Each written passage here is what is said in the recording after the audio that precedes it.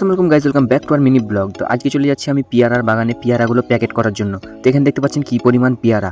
তো এই পেয়ারাগুলো কিন্তু আজকে প্যাকেট করবো। তো প্যাকেট করার জন্য এগুলোকে পিপি বলে আমাদের দিকে। তো এই এক বান্ডিলে 1500, 15টাতে 1200, 1250 এরকম করে থাকে। তো এখানে পিপিটা দেখতে পাচ্ছেন এরকম করে পিপিটা কিন্তু বের করতে হবে, কারণ পিপিটার কিন্তু একদিকে কিন্তু সিল মারা আছে আর অন্যদিকে কিন্তু খোলা আছে। তো দেখতে পাচ্ছেন এখানে কিন্তু এটা সিল মারা আছে আর এই সাইডে কিন্তু খোলা আছে। তো হাতের ঘষটা দিলে কিন্তু এটা খসে যাবে। তো এখন পিপিটা কিন্তু উল্টা সোজা করে ধোয়া আছে, ওই জন্য কিন্তু আমাদের এখন সোজা করতে হবে। তো এখানে দেখতে পাচ্ছেন পিপিটা সুন্দর করে সোজা করে নিলাম।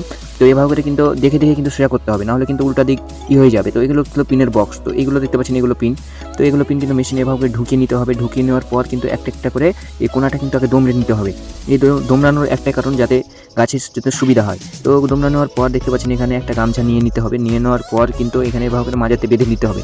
বেঁধে নেওয়ার পর পিপিগুলো কিন্তু এখানে নিয়ে নিতে হবে, কারণ এটা নিলে কিন্তু হাত পিপি মারতে অনেক সুবিধা হয়, ওই জন্য কিন্তু এখানে নেওয়া।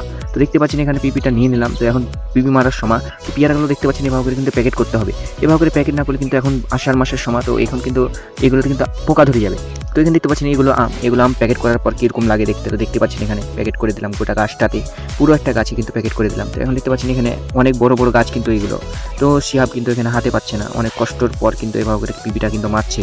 তো প্রচুর কষ্ট করতে হচ্ছে ওকে, কারণ একটু হাইট একটু ছোটো, ওই জন্য কিন্তু ওইরকম। তো দেখতে পাচ্ছেন এগুলো আমাদের চাঁপাইনবাবগঞ্জের বাড়ি ফোরাম আর আমরুপালির বাগান। তো একটা আম পেরে নিলাম। তো আমটা কিন্তু খাবো আমাদের চাঁপাইনবাবগঞ্জের কাঁচা মরিচের যে লবণটা আছে ওই লবণটা দিয়ে। তো এখানে দেখতে পাচ্ছেন এখানে আমটা কিন্তু ফাটিয়ে নিলাম। পেয়ারার গাছে কিন্তু ফাটাতে হবে, কারণ অনেক শক্ত আমগুলো, আর কাঁচাতেও কিন্তু অনেক মিষ্টি হয়, অনেকটা কাঁচা মিষ্টির মতো। তো দেখতে পাচ্ছেন এখানে আম কিন্তু ফাটা হয়ে গেল। তো এখন দেখতে পাচ্ছেন এখানে লবণ দিয়ে কিন্তু আমরা খাবো। তো এই লবণটা দেখতে পাচ্ছেন অনেক পরিমাণ কিন্তু ঝাল। দেখতে পাচ্ছেন এখানে আমি কিন্তু একটু নিয়ে নিলাম। তো একটু নেওয়াতে কিন্তু খাওয়ার পর কিন্তু যে পরিমাণ ঝাল লেগেছে আমি বলতে পারছি না, এমন ঝাল।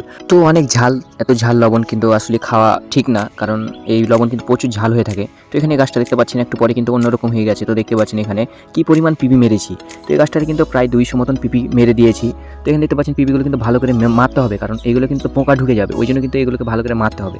তো আশা করি তোমাদের ব্লগটা ভালো লেগেছে। ভালো লাগলে অবশ্যই চ্যানেলটাকে ফলো এবং ভিডিওটা শেয়ার করে দেবে। দেখা হবে পরের ব্লগে।